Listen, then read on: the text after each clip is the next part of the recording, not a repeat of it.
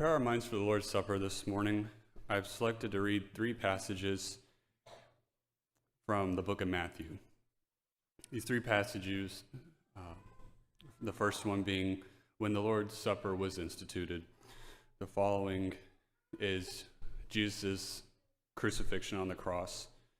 And the final passage is his resurrection, followed by what a lot of Bibles will title the Great Commission. It's his Lord's Supper, it's his death that we remember this morning, and we take that Great Commission with us to do this until he returns. So if you'd like to follow along with me, I'll start in Matthew chapter 26, verse 26. While they were eating, Jesus took some bread, and after blessing it, he broke it and gave it to the disciples and said, "Take, eat, this is my body."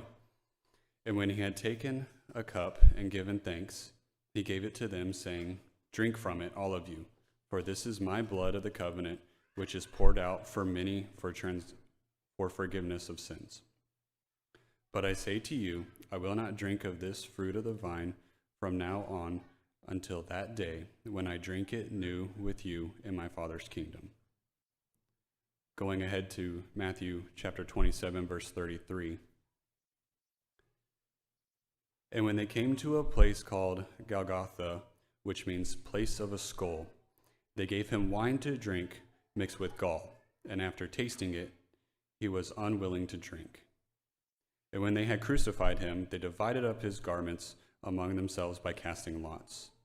And sitting down, they began to keep watch over him there. And above his head, they put up the charge against him, which read, "This is Jesus, the King of the Jews." At that time, 2 robbers were crucified with him, one on the right and one on the left. And those passing by were hurling abuses at him, wagging their heads and saying, "You who are going to destroy the temple and rebuild it in 3 days, save yourself. If you are the Son of God, come down from the cross." In the same way, the chief priests also, along with the scribes and elders, were mocking him and saying, "He saved others. He cannot save himself. He is the King of Israel. Let him now come down from the cross, and we will believe in him. He trusts in God. Let God rescue him, if he delights in him. For he said, 'I am the Son of God.'" The robbers who had been crucified with him were also insulting him with the same words. Now from the 6th hour, darkness fell upon all the land until the 9th hour. About the 9th hour, Jesus cried out with a loud voice, saying, "Eli, Eli, lama sabachthani," that is, my God, why have you forsaken me?" And some of those who were standing there, when they heard it, began saying, "This man is calling for Elijah." Immediately one of them ran, and taking a sponge, he filled it with sour wine and put it on a reed, and gave it to him to drink. But the rest of them said, "Let us see whether Elijah will come and save him." And Jesus cried out again with a loud voice and yielded up his spirit. And behold, the veil of the temple was torn in 2 from top to bottom, and the earth shook and the rocks were split. The tombs were opened, and many bodies of the saints who had fallen asleep were raised. And coming out of the tomb after his resurrection, they entered the holy city and appeared to many. Now the centurion and those who were with him, keeping guard over Jesus, when they saw the earthquake and the things that were happening, became very frightened and said, "Truly, this was the Son of God." Matthew 28, verse 1. Now after the Sabbath, as it began to dawn towards the first day of the week, Mary Magdalene and the other Mary came to look at the grave. And behold, a severe earthquake had occurred, for an angel of the Lord descended from heaven and came and rolled away the stone and sat upon it.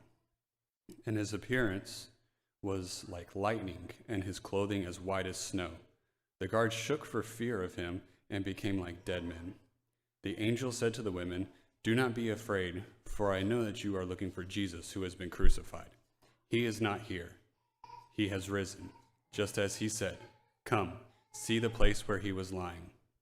Go quickly and tell his disciples that he has risen from the dead, and behold, He is going ahead of you into Galilee. There you will see him. Behold, I have told you." And they left the tomb quickly with fear and great joy and ran to report it to his disciples. And behold, Jesus met them and greeted them. And they came up and took hold of his feet and worshipped him. Then Jesus said to them, "Do not be afraid. Go and take the word to my brethren to leave for Galilee, and there they will see me." Now while they were on their way, some of the guard came into the city and reported to the chief priests all that had happened. And when they had assembled with the elders and consulted them, they gave a large sum of money to the soldiers and said, "You are to say, 'The disciples came by night and stole him away while we were asleep.' And if it should come to the governor's ears, we will win him over and keep you out of trouble."